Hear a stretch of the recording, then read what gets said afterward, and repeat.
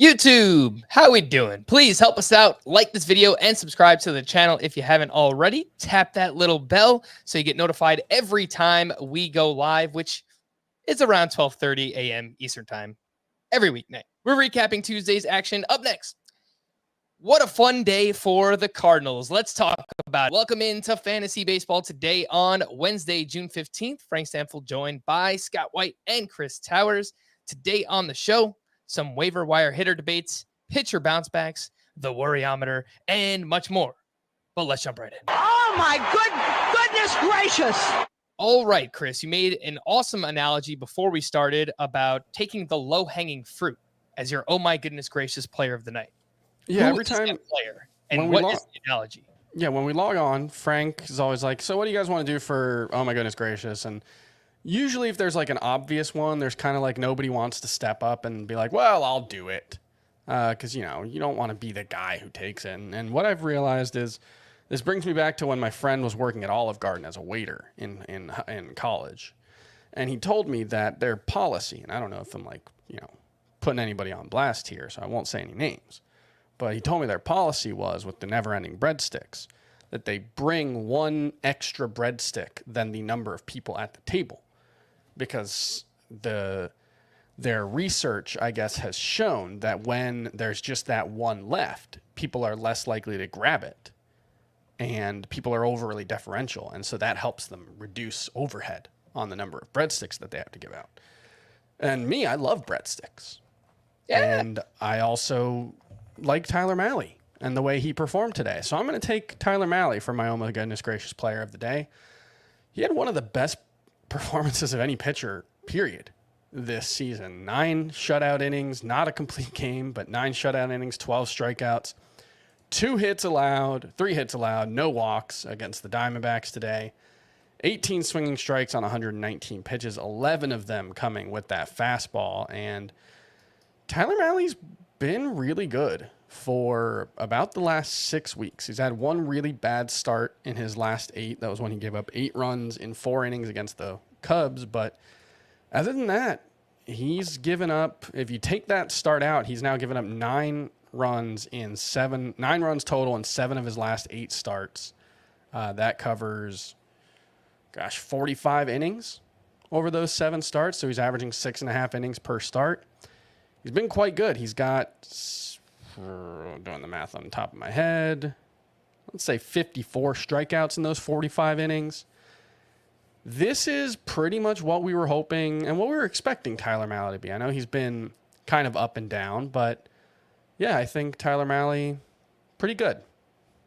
Yeah, and I've been looking for, what's the reason for this turnaround? I did notice in his last 2 starts where he's had double-digit strikeouts in both of those, he's throwing the slider less, and that is his highest batting average against pitch so far this season. So opponents are batting over 300 against that. I noticed that he's throwing more cutters, throwing more fastballs, and it seems like that's helped him the last 2. But as you mentioned, I mean, this kind of he's been pretty good for the past 6 weeks or so. And we're talking beforehand, Scott, and you basically said, I'm back in on Tyler Mahle.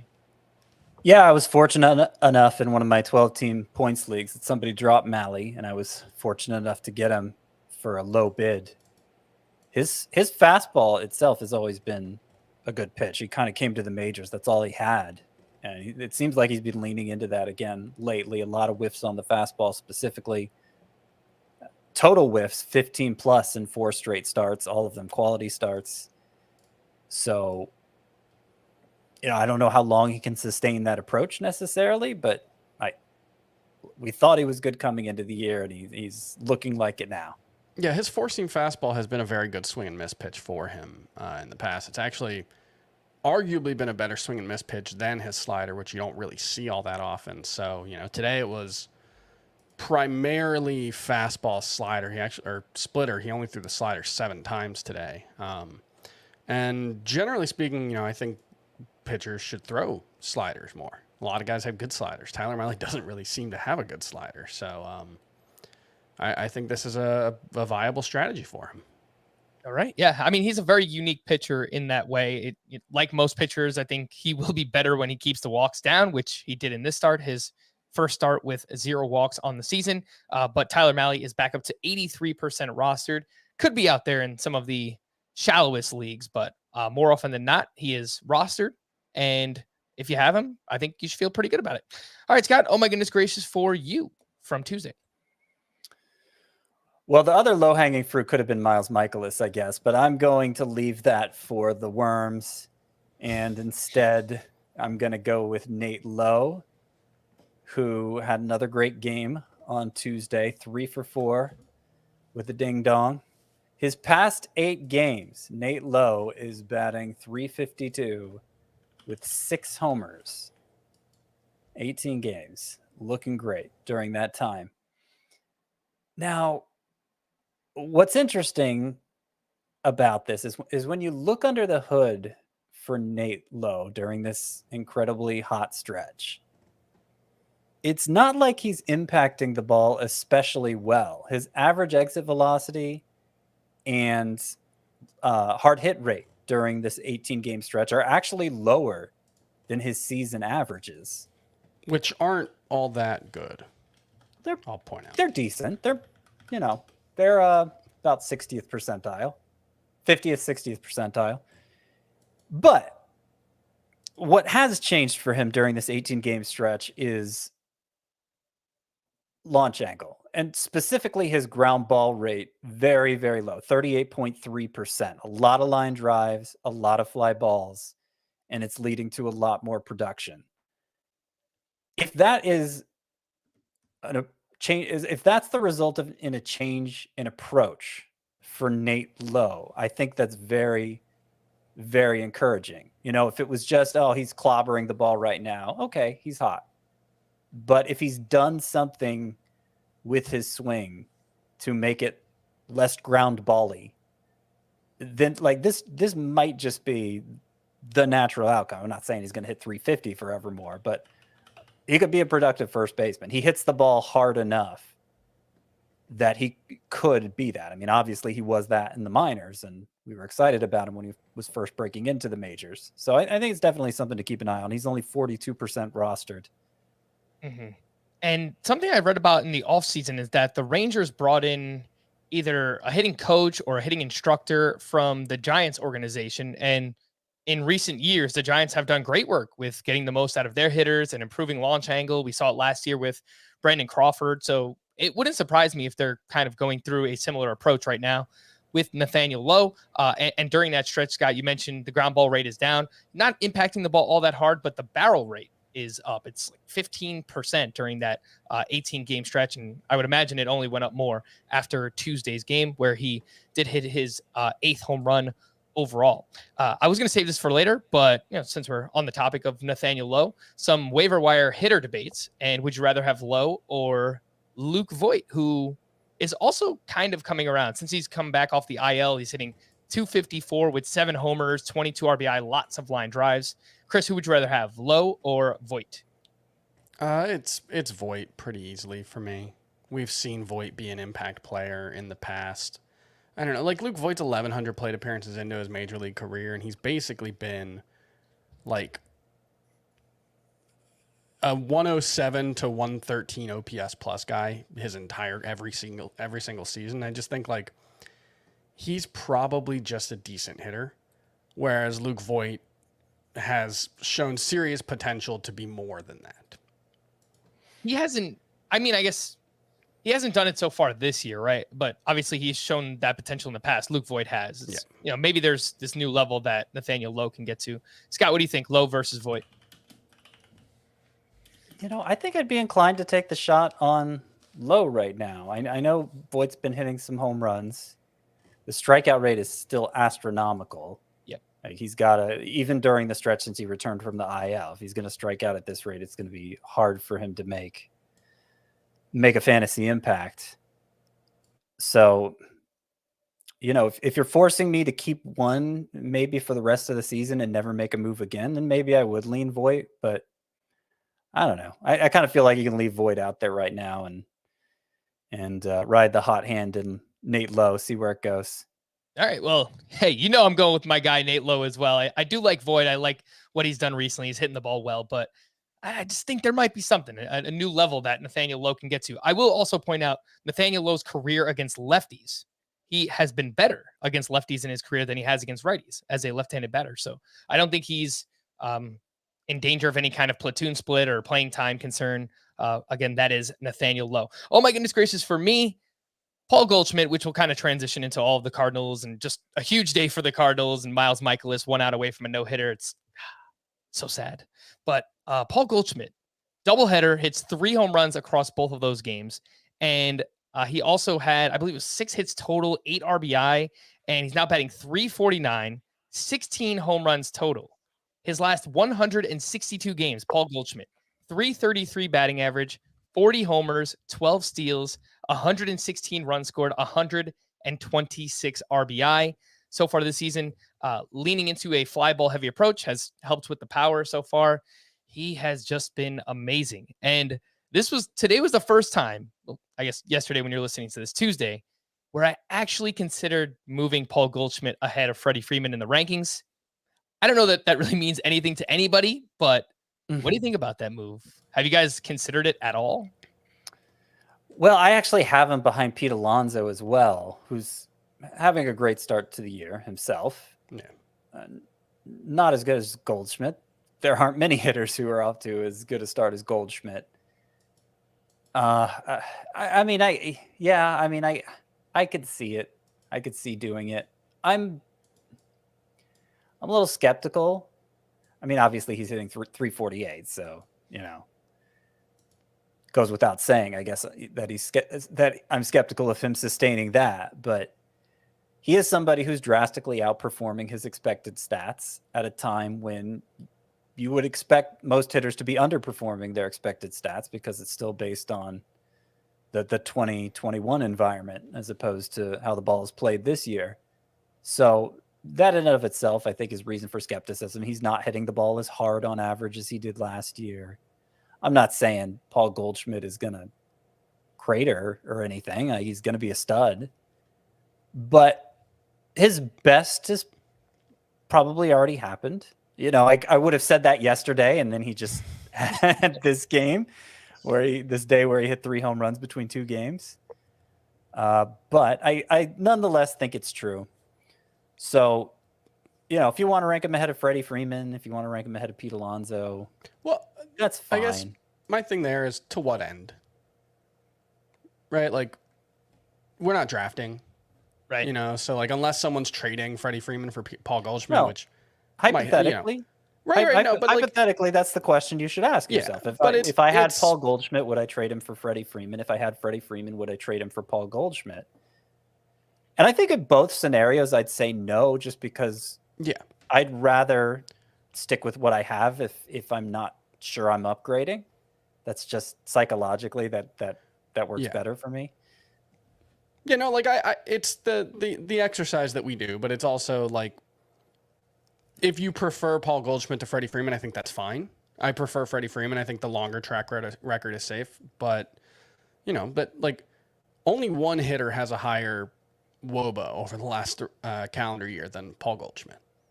You guys want to guess who it is? Aaron Judge? Nope. He's 4th.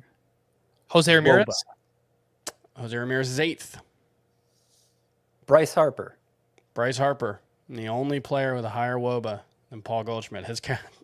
Paul Goldschmidt's numbers over the last calendar year, I believe he leads. He's second in home runs or runs plus RBI. He's got 36 home runs, 111 runs, 117 RBI, 11 steals, and a .328 average over the past calendar year. That's pretty bonkers. He is awesome. I started thinking today, I was like, is he a Hall of Famer? I don't know. Well, this has gotten him back on track. Somebody mentioned to me on Twitter, I thought it was a great analogy, because a couple of years ago, for a stretch of a couple years there, Paul Goldschmidt looked like he was in steep decline. We couldn't even count on him as a reliable fantasy option anymore. And somebody called him the Justin Verlander of hitters in that way. Because if you'll remember, there was a stretch when Verlander was still with the Tigers, multi-year stretch where it looked like he had lost it. If Goldschmidt has that kind of finish to his career, then you could certainly see him being in the Hall of Fame. Goldschmidt and Alonso, by the way, both top 7 players overall in Roto this season. Goldschmidt's averaging 4.1 fantasy points per game, so he's a little bit better than Alonso in that format, but both guys have been absolutely awesome. So if you drafted them in your 4th, 5th, 6th round, something like that, you love it. I did bring up the Goldschmidt versus Freeman debate because we got an interesting email on Tuesday from Andrew. And he had this to say about Freddie Freeman. Some of the reporting from The Athletic suggests that batted balls in this year's environment with the new balls fare significantly worse when hit to the opposite field. Does this worry you with a hitter like Freddie Freeman? I've been waiting on the power to come with warmer weather, but with his opposite field approach, am I going to be disappointed? His max EV of 112 and 79th percentile average exit velocity look decent, but his second hardest hit ball is only 108.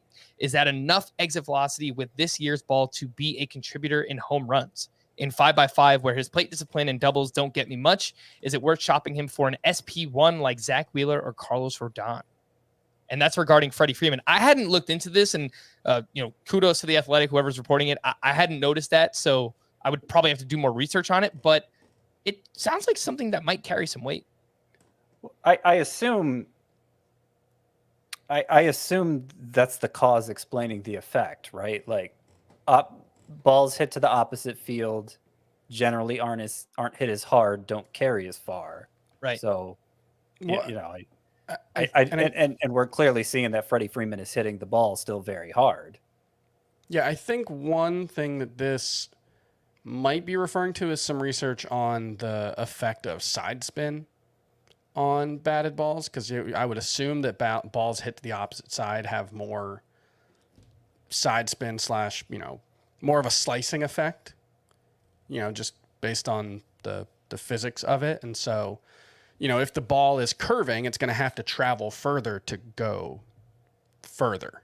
Okay. If you get my drift. Okay. It has to cover more ground to get to the same distance. And so I think that's possibly what it's referring to. But if you look at his spray chart from 2021, the majority of of Freddie Freeman's home runs did go to center or to right. So I don't necessarily know if that's an explanation. I think we saw a stretch like this last season from Freddie Freeman where he wasn't hitting for power, and I think he's going to be fine.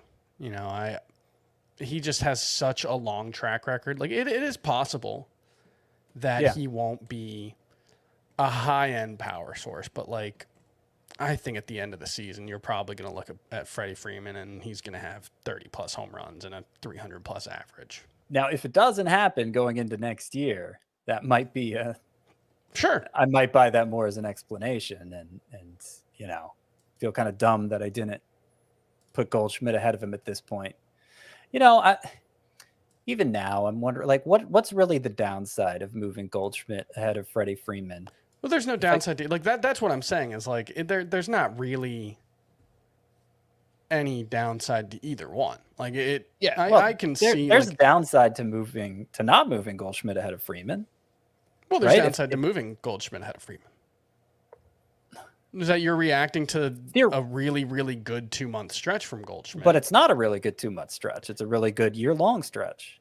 That's sure, but Freddie Freeman is still one of the 15 best hitters over the last year. And so, the last year thing is arbitrary. That is an arbitrary endpoint. And there's probably some... Are you sure he's one of the best 15 hitters over the past calendar year? Yes, he's 12th in WOBA. Okay.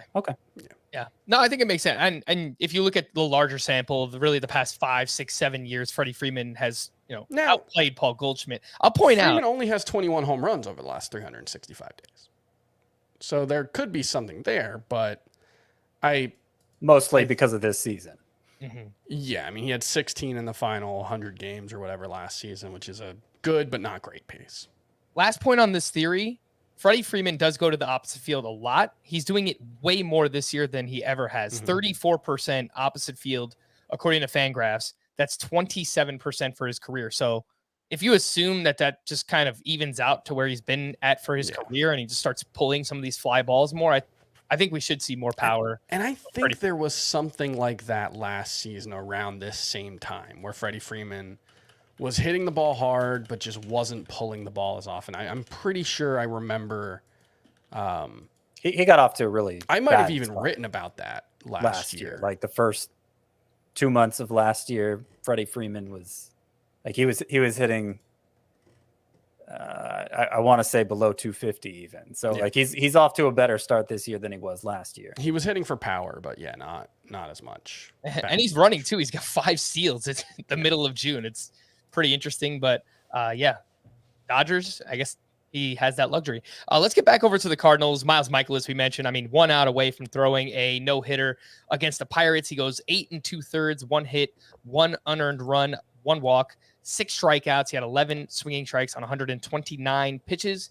Lowers his ERA to 2.62 for the season. And as I've mentioned multiple times, like I think just finally getting healthy for Miles Mikolas, and the control has been immaculate, under 2 walks per 9. I think that helps Miles Mikolas perform to this level. You know, not that I expect him to remain a sub-3 ERA guy, but Chris, I feel like you haven't been around recently whenever we've talked about Mikolas. So do you have any thoughts on him?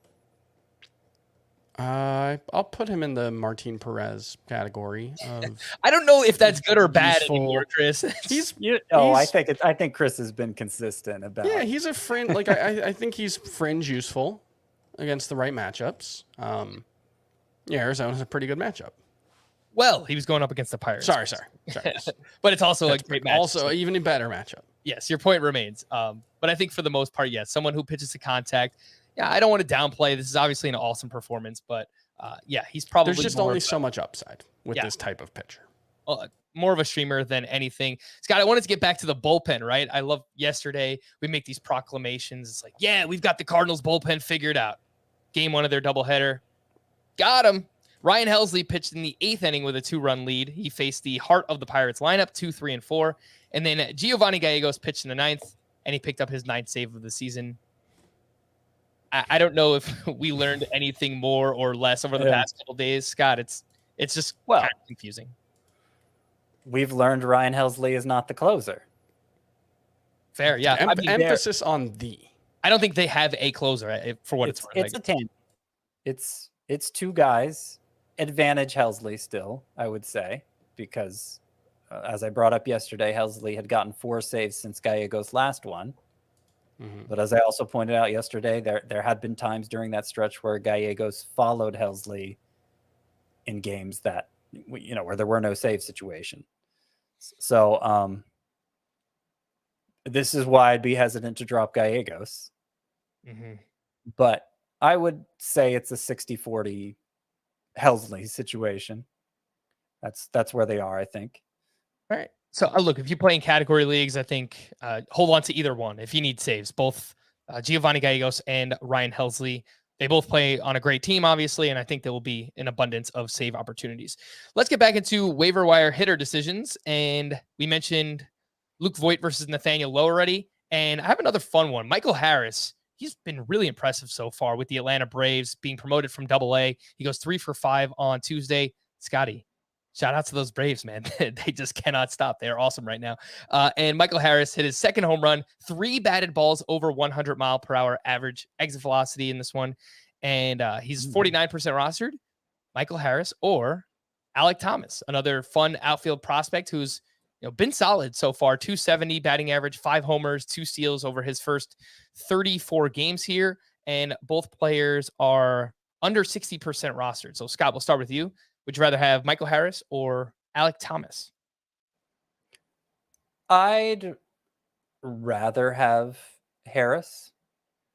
I think, since he made that swing adjustment, lowering his hands, I think he's shown more upside than Thomas.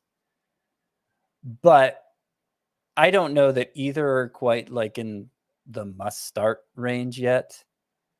Harris is, you look at Harris's StatCast page, it's still pretty uninspiring. Now I'm wondering how much the exit velocity has improved since he made that change, which roughly coincides with since he heated up. I probably should have looked that up before the show because I don't think I can look it up on the fly here. But like you mentioned today, he had 3 balls hit 100 miles per hour or harder. And I feel like we've heard that a lot with him lately. A lot of high quality contact events from Michael Harris. Ground ball rate is still way too high. Again, I wonder how much that's changed since he made the swing change. But, we've seen him steal a couple bases. Now back-to-back days with a home run. The strikeout rate is respectable for a rookie. And, I think we're to the point now where I'm sure he's a lot more available than Thomas, right? Michael Harris is 49% and Alec Thomas is 58%. So it's pretty close. Yeah. Okay. So it at least should be about even between them. All right. Fair enough. Chris, what do you think? Michael Harris versus Alec Thomas. I think there are a lot of similarities so far. They both hit a lot of ground balls. They're both very fast. Obviously, Harris's lineup is better, but Thomas makes more contact. So there's a little give and take for each of them. Which one would you rather have? I think I'd rather have Thomas by a hair, but I think I'd rather just have both, especially in a 5 outfielder league. Like if they're both out there in one of my leagues, anybody who's got 20/20 potential, which I think both of them, in a best case scenario could, I'll take them on my team and just, figure it out later. Yep. All right. Fair enough. In shallower leagues, I have another one here in the outfield. Andrew Vaughn or Christopher Morel, who we've been hyping up recently. Both are right around 72, 73% rostered. Andrew Vaughn had a big game on Tuesday where he went 4 for 4. He's now batting .308 with an .843 OPS, but it's kind of empty. He's got 6 home runs. Can we depend on him for a little bit more power? I'm not so sure. Obviously, he's still young and he can grow into that power eventually, but there's not really anything in the underlying numbers that support Andrew Vaughn hitting for more power now, at least. Chris, if you play in shallower leagues, let's say 3 outfielder leagues, Andrew Vaughn or Christopher Morel, who do you like more? This might be a points versus roto thing, because I do think Vaughn, he's going to strike out less. He's probably going to he's definitely going to have fewer stolen bases. So I think it might just be Vaughn in a points league, Morel in a roto league. Morel is he second base eligible? Yep. Yeah, he's second and third base eligible, I think. So Morel's second in outfield. Just second. Okay. Yeah. But if you have to pick between one of them, that might be enough of a tiebreaker. But I'm pretty happy with what we've seen from Andrew Vaughn so far. I mean, consider the hype that was around him last season and consider the fact that he's now got an .843 OPS in a way that doesn't seem particularly fluky. I mean, he's overperforming his expected stats a little bit, but within that, there's the potential for him to hit for more power than he has been so far. So I don't know. I still want to have Vaughn around. Fair enough. Scott, Vaughn versus Morel. I would say, I might lean Morel and Roto because there's stolen base potential there. And it seems like plus stolen base potential, not just, I'm going to give you a handful of stolen bases. You could give you a lot of steals if he keeps the job, which is a big if. By the way, I had a chance to look up Harris, the batted ball metrics over the past week anyway. They are significantly better. I would imagine after today's game up over 90 miles per hour on the average exit velocity, and the launch angle has about doubled. So it's just a week, but he's been in the majors all of 3 weeks? Yeah. Still early in his career. Getting back to the debate at hand, we heard Vaughn basically in points, Morel in Roto, but pretty close there for both. We don't have to spend too much time on this one, but for our 15-team leagues out there, Nomar Mazara quietly hitting .344. He had 2 more hits on Tuesday, and Orlando Arcia, who will now be filling in for Ozzie Albies with the Braves. He hit his second home run. He's batting .327, only 61 plate appearances. 94 mile per hour average exit velocity. I thought that was very interesting. Scott, deeper leagues, Mazara or Orlando Arcia? That's how the Braves are going well. They lose their all-star second baseman, and the guy who replaces him immediately comes in and has a big game. I am kind of interested in Arcia. Mazzara did have good numbers at AAA. He's come up and hit mostly just singles so far, which was kind of his MO during previous stints in the majors. Arcia, he's had multiple years where he's been a major league starter and contributed basically nothing too. Now, he did hit 17 home runs in about half a season's at bats at AAA last year, which was interesting. And you point out his StatCast numbers this year, obviously over a very small sample. But I think just maybe for longevity reasons, since, obviously he's going to be in the lineup for a couple months, the Braves really have no other choice. And eligibility reasons and being multi-eligible, I think I might opt for Arcia over Mazzara. All right, Chris, what do you think? Arcia versus Mazzara, deeper leagues? Yeah, I would go with Arcia. Mazzara is like young Eric Hosmer. That might be too generous to him. It's crazy. I think Mazzara is just like 27 years old. It just feels like he's been around for like 2 decades now. Yeah, I don't know. He was a guy fantasy analyst couldn't quit on. No, he just kept not doing, like, he had the 100 RBI season, but like, yeah, he just kept being like the 80th player drafted for like 4 years in a row, and it never worked out.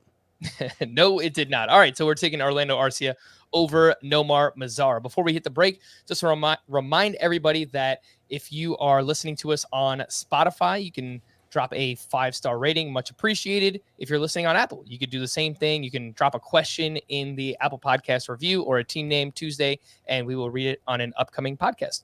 Let's take a break, and we'll be back right after this.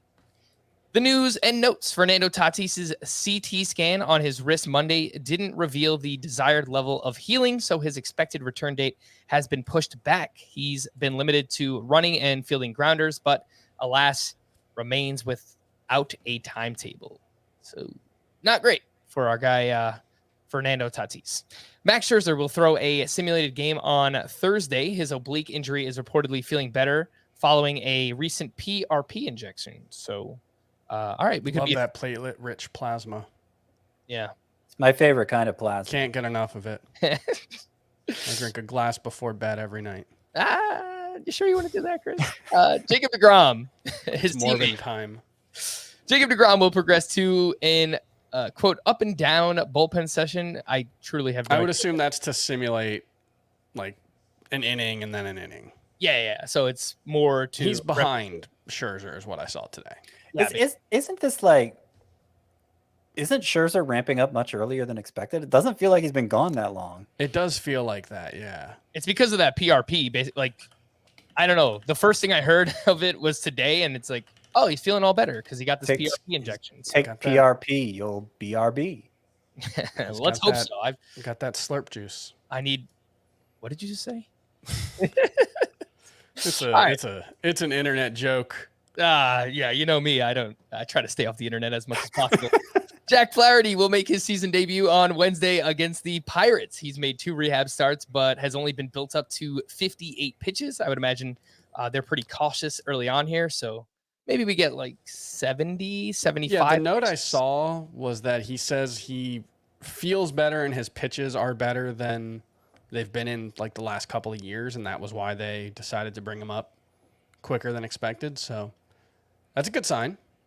Sure is. I wish they told us before the week started so we can get him in the lineup against the Pirates. He's also said he had a chance to work through some like mechanical issues that had sprung up last year when he was dealing with whatever injury he was dealing with then. It's Jack Flaherty, by the way. I think it was an oblique last year for Flaherty that kept him out for like 2 months. And then when he came back, he was like a shell of himself.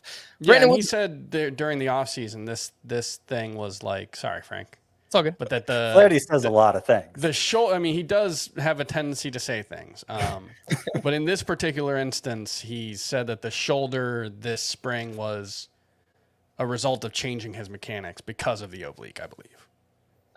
Oh, and one more. Sorry. No, go ahead. It would not surprise me. Brandon Woodruff was able to throw a few breaking balls during a 40-pitch bullpen session on Tuesday. Woodruff recently felt numbness in his fingers associated with Raynaud's syndrome, and he said he's been on medicine and has noticed daily improvement with gripping the ball. So still pretty scary for Brandon Woodruff. Fingers crossed. Yeah, some good news there. Liam Hendriks was placed on the IL with a right forearm strain, which sounds pretty concerning. Yesterday they said it was arm stiffness, but it turns out to be a forearm injury. Kendall Graveman looks like the next man up and is just 15% rostered. Scott, how does Graveman stack up against Tanner Scott, Tanner Houck, and even Diego Castillo, who's getting saves recently for the Mariners? Well, first I want to point out that the White Sox did say initial timetable is 3 weeks. Okay. I could see how it could end up getting extended from there with a forearm But strain. they said it doesn't sound all that grave, man.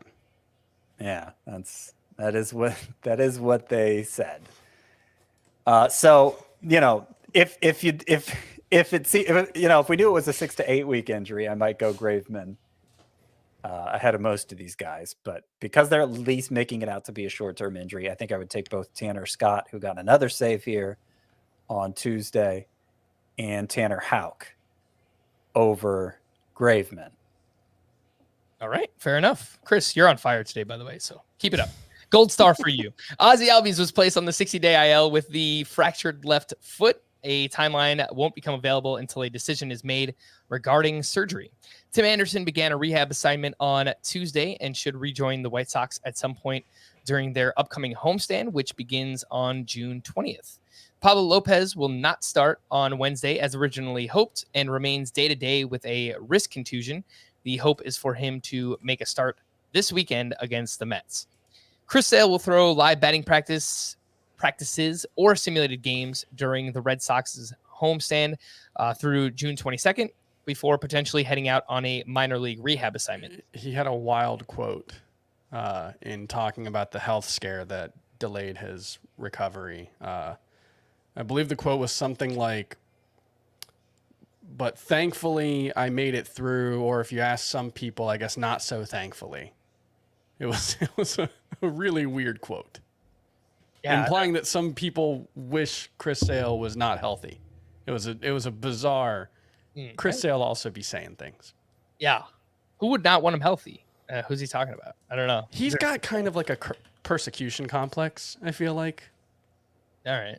Yeah, I know he has has a chip on his shoulder. Yeah. Several. Didn't he cut up jerseys? Like, I don't know, 6 years ago, something crazy like that? Yeah.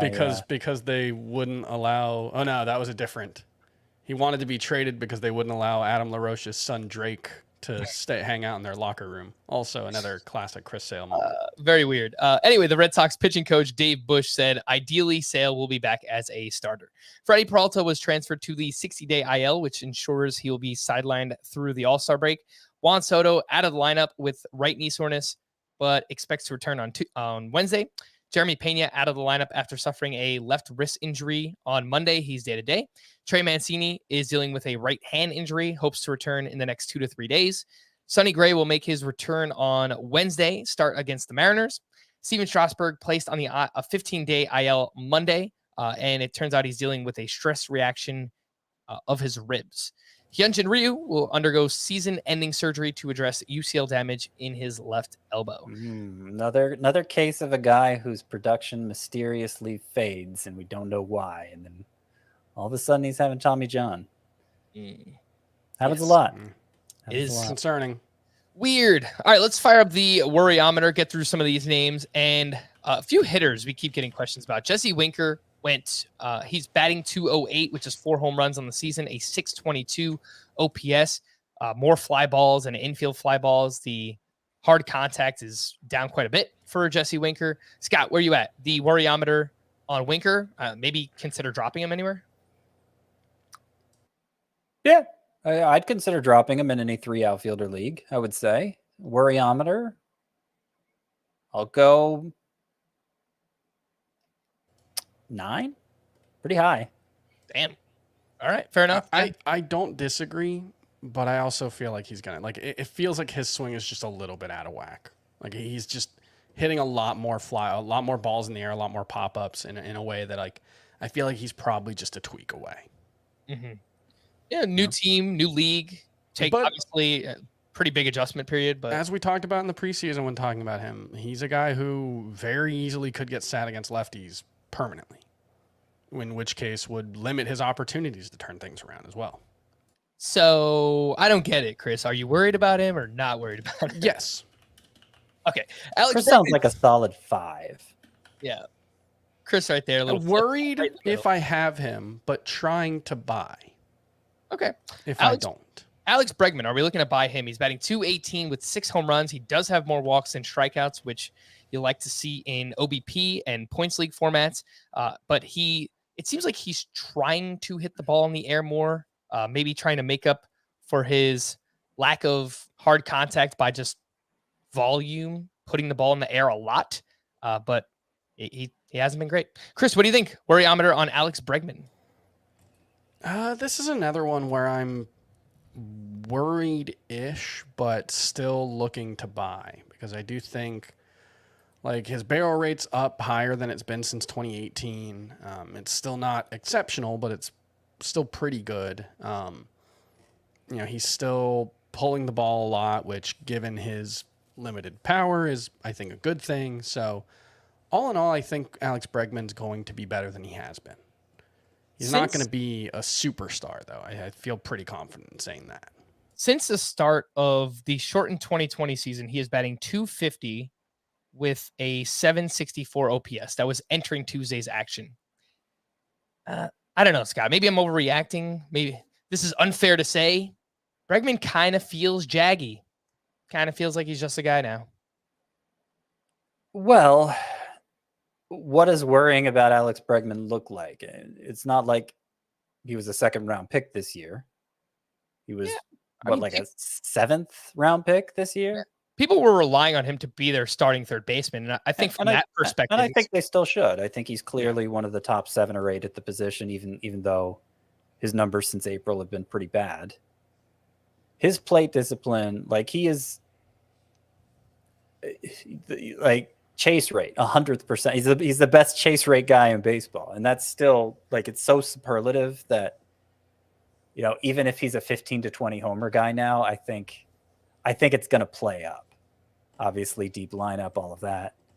I think he's fine. I'll go like 4 on the worryometer for Bregman, and that's somebody I'd definitely be willing to buy on. All right, let's move over to Adley Rutschman, who has not done much, as we've seen with many prospects who get the call, and he's batting .176. He's got 0 homers through his first 20 games, is hitting a lot of line drives and hitting the ball decently hard. Scott, what do you think? Worryometer on Rutschman? Well, from a dynasty perspective, 0. Let's address that first. Yep. I haven't been motivated to move him down in my rankings from 7th, where I initially slotted him at catcher when he got called up. I think maybe I moved Alejandro Kirk past him since then. But yeah, I mean, I still think he's going to you look at the batted ball metrics, like it's hard to see him not becoming a top 10 guy rest of way. Where does he fit in with other guys like MJ Melendez and Mitch Garver, who's sure to come back from his IL stint soon? And I don't know who's somebody else. You got the Braves duo. Where does he fit in with them? I mean, I could if one of them's out there, I could understand dropping Rutschman for them. I personally don't think I would do it. All right, let's move over to Trevor Rogers. You will get Trevor Rogers, Chris. I swear it's not a Marlins thing, but he failed to complete 4 innings for the 3rd time this season, I believe. Yeah, 3rd time. And he gave up 4 runs over 3 2/3. He had 6 walks at the Phillies.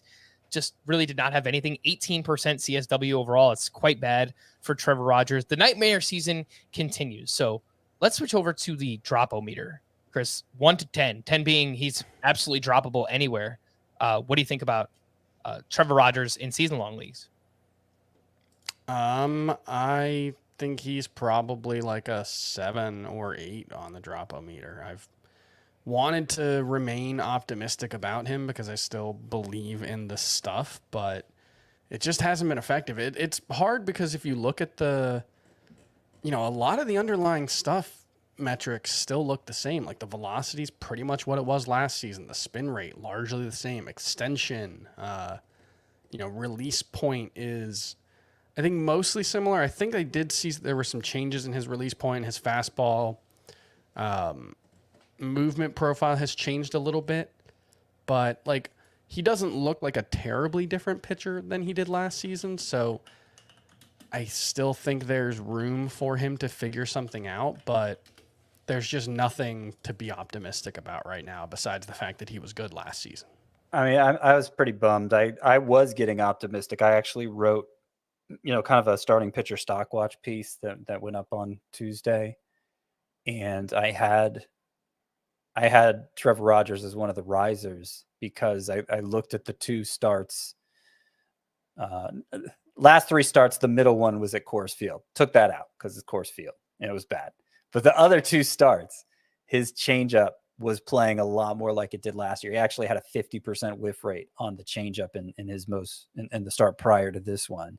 And that was the pitch that just wasn't right for him at the start of the year. It's supposed to be his best pitch, and it wasn't doing much early on. It was back to not doing anything in this start. He got 1 swinging strike on it.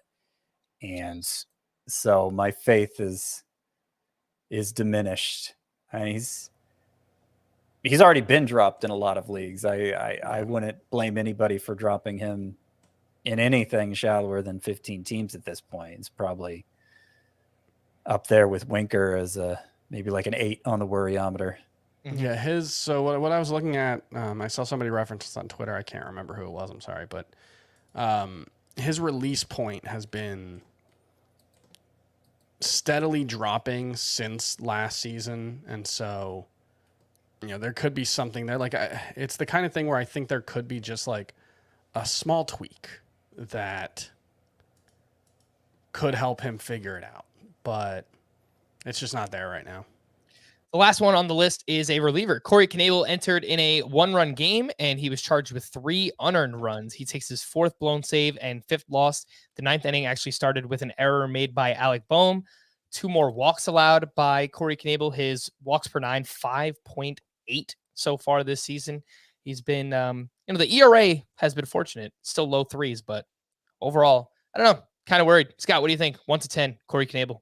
I mean, you get a start like this, the ERA didn't go up at all. It actually went down because of that error. That's fair. But clearly, Knebel didn't pitch well. And I would say worryometer for him is probably like an 8 as well. I mean, Sir Anthony Dominguez, I think, is the top prospective closer to pick up and stash. Now, he allowed a home run in this game himself, actually blew the lead on it. But his overall numbers have been incredible. And he has closing experience, got 16 saves in 2018. All right. Scott, would you drop Corey Knebel for any of the names we mentioned earlier, like either of the Tanners, maybe Kendall Graveman? No. I mean, there's a certain amount of volatility baked in at closer. So even though Knebel looks like he's on the rocks right now, I mean, Tanner Scott is on the rocks too, So yeah. I'd stick with Knebel. All right, let's move into some leftovers from Tuesday's action. A light night for waiver wire pitchers, but a few names that stood out to me. I don't think there's anything here yet, but I'll point out that Kyle Hendricks had 14 swinging strikes on 78 pitches over 5 innings pitched against the Padres, and he threw his changeup a season-high 40%, and it's far and away his best whiff pitch, so just something to watch for now. 61% rostered is Kyle Hendricks. Some other names, Dane Dunning gets back on track with a scoreless outing against the Astros, 6 shutout innings with 4 strikeouts there. And then Zach Davies. That's right. That's Zach Davies. He has now tossed 3 quality starts in a row. He goes 7 shutout with 7 strikeouts to 0 walks. His ERA down to 3.78. Chris, what do you think about these 3 names? Kyle Hendricks, Dane Dunning, Zach Davies. Yeah, we've seen a handful of starts from Hendricks this season where he's thrown the changeup more and gotten whiffs with it, but it hasn't been a consistent thing, and his control just hasn't been very good this season. So I'm still largely fading. I think even 61% rostered is probably too high. So, Yeah, and I think he's the most interesting of this group. There's some interesting things about Dunning with the ground ball rate, but I just don't think he gets enough swing and misses. Yeah, I like the slider changeup, the two secondaries for Dane Dunning, but his fastball is just so soft. I think it's like 88, 89 miles per hour. I don't think there's enough there for him to overcome that. Some pitching bounce backs.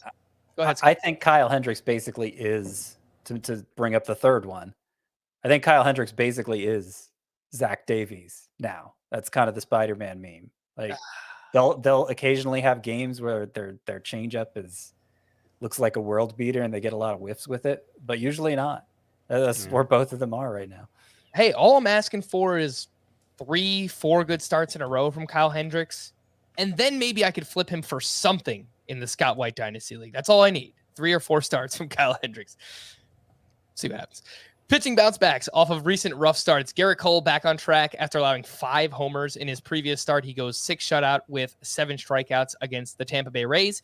Dylan Cease, 5 innings of 1-run ball with 8 strikeouts, only 1 walk. That was his second start the season with 1 walk or fewer. And then Chris Bassett, a huge start against the Brewers, 8 shutout innings, 3 hits, 1 walk, 7 strikeouts. I hope you left him in there for the 2-start week. Both of our guys told you to do that on last week's Friday podcast. Scott, what do you think? I had him as a must start in my 2-star pitcher rankings, and somebody called me out for it on Twitter. Well, you called them out now. Random guy on Twitter. Take that. And get under my skin. Look First name, bunch of numbers. Yeah. Listen to Scott. Don't listen to me because I benched him in the podcast points league. Well, here's the thing. 3 of 4 quality starts now for Bassett. He did have 2 really bad starts. So if you just do a monthly breakdown of Bassett, oh, look at that terrible May ERA. Oh, look at that terrible June ERA. It's basically the fault of 2 starts. So, he actually has a career best swinging strike rate, a career best xFIP. Granted, neither are very good, but that's kind of the point. Like, they've never been good for Chris Bassett, and look at the kind of pitcher he's been the past couple years.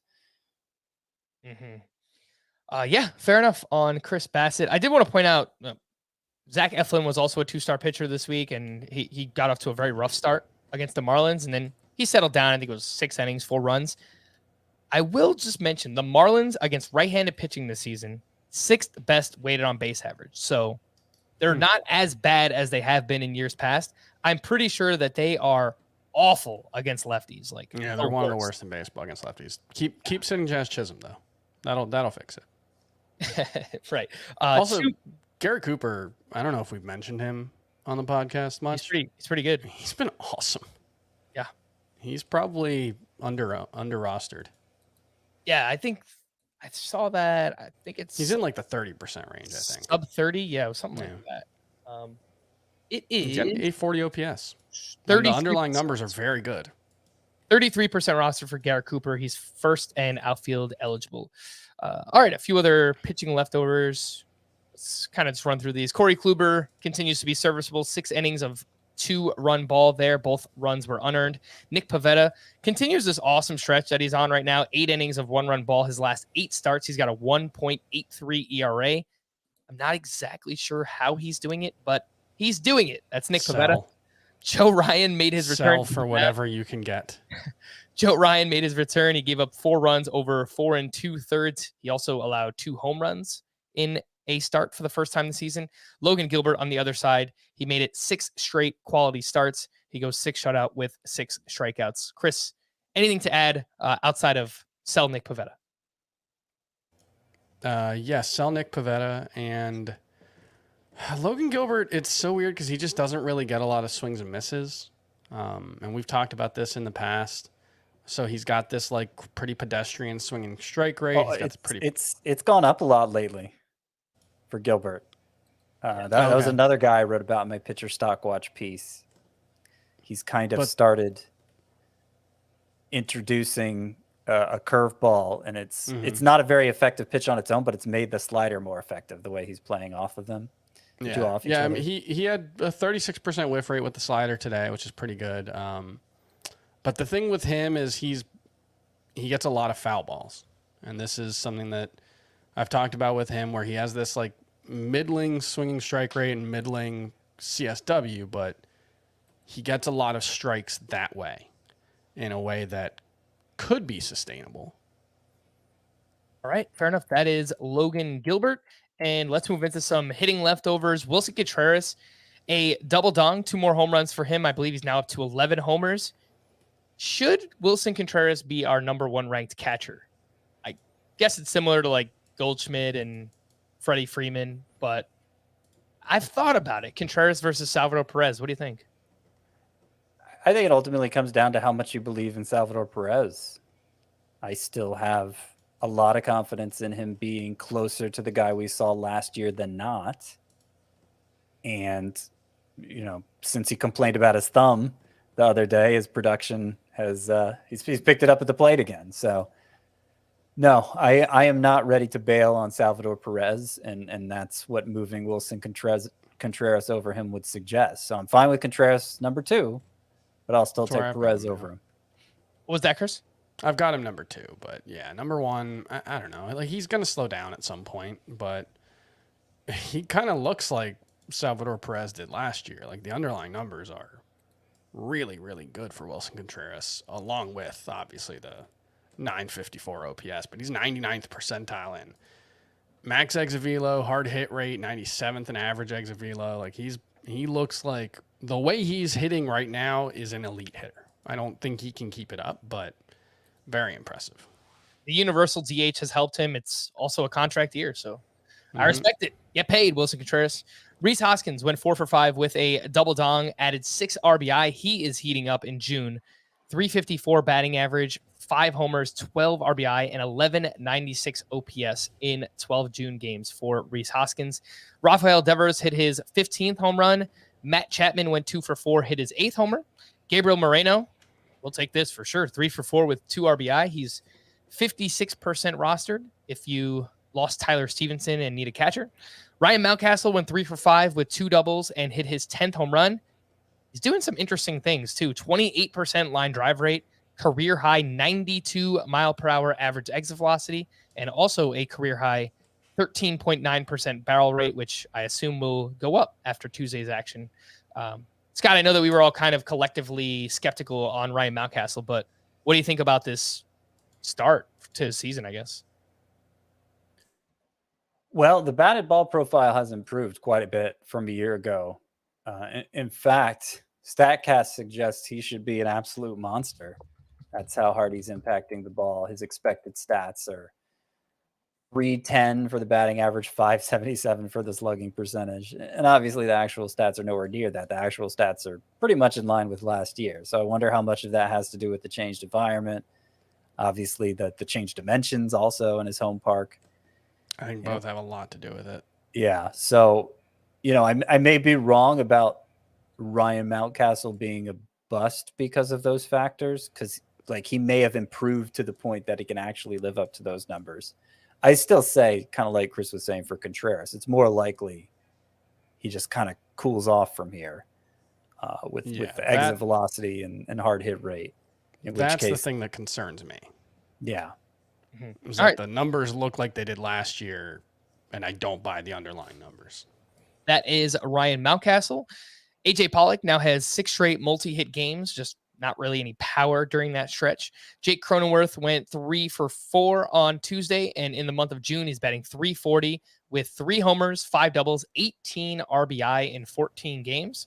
So you like to see that for a Cronenworth. Tommy Edman went 3 for 5 in game 2 with his 7th home run, and another win for the Braves, as I mentioned earlier, 5 homers, 1 from Michael Harris, 1 from Orlando Arcia, but also Ozuna, Swanson, and Travis d'Arnaud also got in on the action. The call to the bullpen, we'll start with the Yankees. Clay Holmes struck out 2 for his 10th save. The Astros, Ryan Presley gave up 2 hits, but picked up his 12th save. For the Marlins, Tanner Scott allowed a hit, picked up his 5th save. He's 29% rostered. For the Orioles, Jorge Lopez recorded the final 5 outs for his 9th save. He's 57% rostered. There's a good amount of relievers that can provide saves on the waiver wire, or at least it seems that way. For Cleveland, Emmanuel Clase picks up his 12th save of the season. Cincinnati was just an absolute mess following Tyler Mahle. It was Alexis Diaz and Luis Sessa each blew the save. And then someone named Joel Kuhnel picks up his first save of the season. So, But that's interesting that now, well, I guess not back-to-back appearance, because that Hunter Strickland save when Alexis Diaz wasn't available. But we saw, my point is Alexis Diaz, we saw him handled like a closer on Sunday, I believe it was.